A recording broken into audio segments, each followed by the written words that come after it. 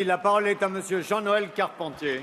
Merci, Monsieur le Président. Ma question s'adresse au Premier ministre. Monsieur le Premier ministre, le débat sur les budgets rectificatifs est engagé.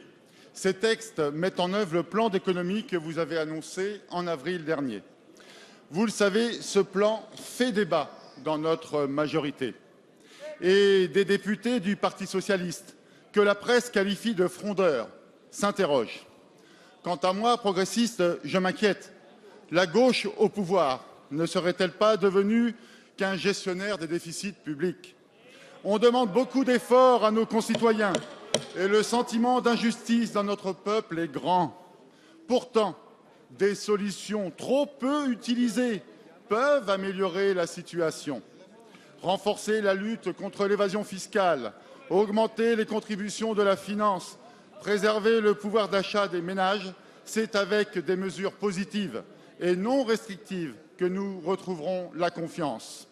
C'est d'ailleurs dans cet esprit, et contrairement à la droite, que plusieurs groupes de la majorité font des propositions pour améliorer le quotidien des Français. Certaines d'entre elles ont reçu un écho favorable de votre gouvernement. Je m'en félicite. D'autres non. C'est dommage. On le voit, Monsieur le Premier ministre, des désaccords à l'intérieur de notre majorité demeurent.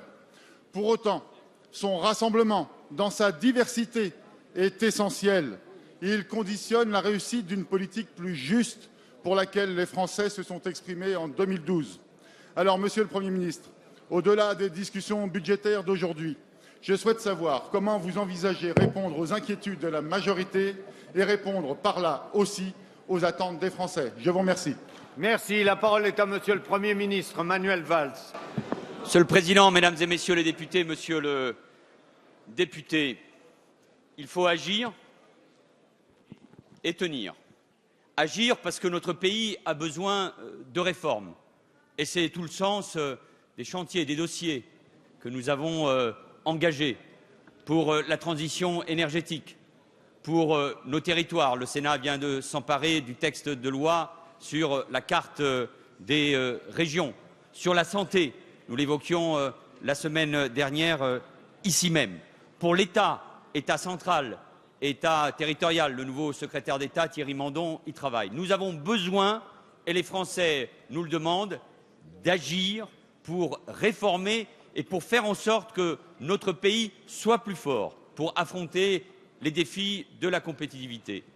Et puis, bien sûr, agir pour nos entreprises et la nécessité de leur donner des marges, parce que depuis 12 ans, nous avons perdu des milliers d'emplois industriels, parce que nos entreprises sont moins compétitives sur la scène européenne et internationale. Et nous avons besoin, oui, de baisser le coût du travail. Agir aussi pour nos compatriotes les plus modestes, mais également pour les couches populaires et les classes moyennes, en baissant les impôts. Et c'est le sens des deux textes financiers que l'Assemblée nationale examine ou va examiner dans les jours prochains. Et nous avons besoin, là aussi, de dire la vérité aux Français. Nous vivons au-dessus de nos moyens. Nos entreprises ont besoin de soutien et n'opposons pas l'offre à la demande, mais nous avons besoin d'être plus forts et plus compétitifs. Et c'est pour ça qu'il faut agir. Mais c'est pour ça qu'il faut tenir aussi, Monsieur le député. Un cap a été défini par le Président de la République le 14 janvier dernier. J'ai présenté les axes de la politique de mon gouvernement et j'ai reçu la confiance de l'Assemblée. J'ai donné la feuille de route du gouvernement à la représentation parlementaire et c'est le sens du programme de stabilité, mais qui passe aussi par un engagement fort au niveau européen. Et le Président de la République s'engage, il l'a dit au Président du Conseil européen, M. Van Rompuy, à travers un texte qui engage la France et le gouvernement pour que l'Europe soit au rendez-vous des investissements d'avenir, l'énergie, le numérique, pour que l'Europe entende la voix des Européens exprimée le 25 mai dernier, pour l'emploi, la croissance, pour que le pacte de stabilité soit mis en œuvre avec lucidité, souplesse, avec suffisamment d'intelligence pour ne pas casser la croissance qui aujourd'hui s'installe en Europe et notamment en France. Mais il faut tenir. Pas de politique de zigzag au gré des amendements. Le Parlement, évidemment, débat. Et le gouvernement débat aussi bien, et c'est normal, avec la majorité qu'avec l'opposition. Débat avec la majorité. Et des amendements seront évidemment intégrés dans les deux collectifs. Mais il y a une ligne, il y a un cap, il y a une volonté.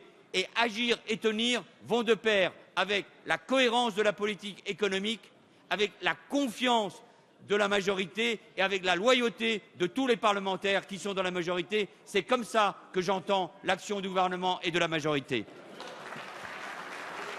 Merci, Monsieur le Premier ministre.